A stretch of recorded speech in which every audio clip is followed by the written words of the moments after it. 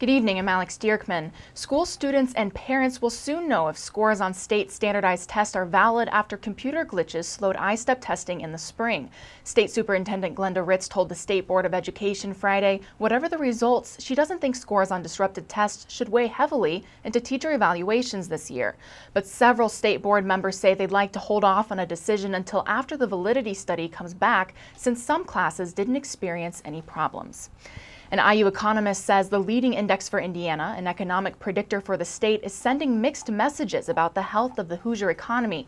The leading index is at its highest point in 4 months, backed by positive reports from home builders and strong automotive sales. However, Indiana Business Research Center Economic Analysis Director Timothy Slapper says small business optimism is down and rising mortgage rates are dampening enthusiasm. He says the economy will likely continue to show mixed results as people try to figure out the effects of the sequester and consumers deal with high gas prices.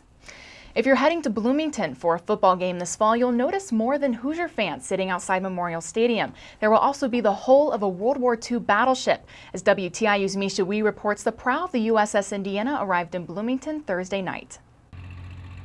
The USS Indiana's hull is being refurbished before going on display at Indiana University's Memorial Stadium. There it will be reunited with its counterparts, 2 guns and a masthead from the same ship. And it's going to be one more way that we can showcase all the different pieces that make Memorial Stadium such a great place on game day and such a treasure for our university, our students, alums, and the residents of our community.